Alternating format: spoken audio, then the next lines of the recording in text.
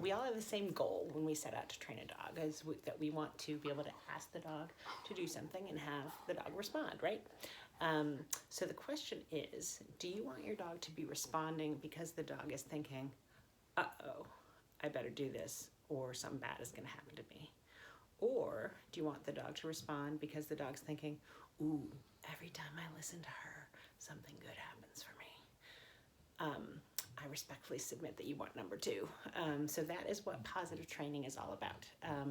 Long ago, when I first learned to train dogs, it was all, first of all, you couldn't train a dog until they were at least 6 months old because they weren't going to be ready for it. That's because it was kind of mean.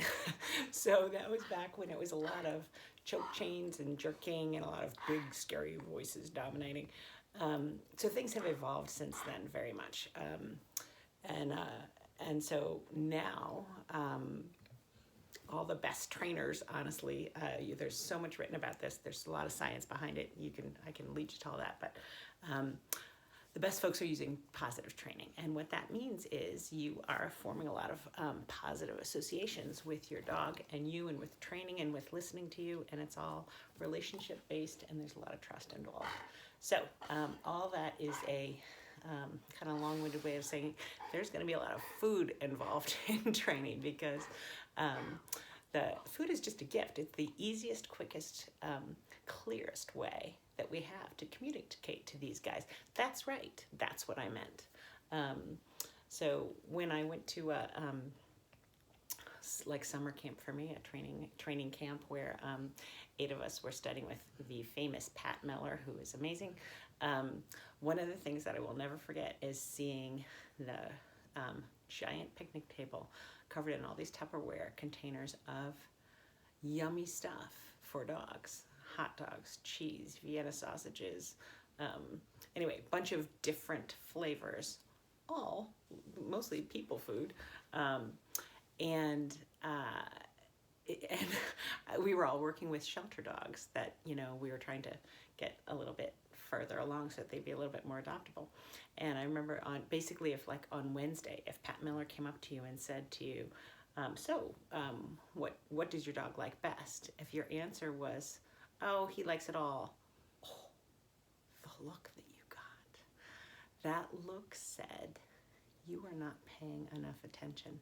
This is positive training. For it to work, you need to really, really understand what motivates your dog, because that's what we're using. So anyway, treats, lots of them.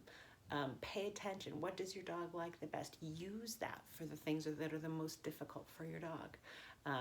So that's important. Question always comes, when can I stop using the treats? Obviously, I want my dog to just listen to me.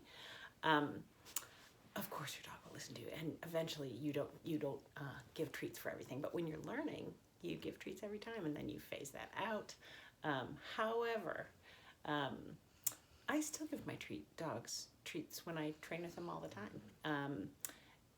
That doesn't mean, I can also tell you that 99% of the time they will do exactly what I say when there's no treat anywhere, because that relationship is built, that pattern is built, that trust is already there.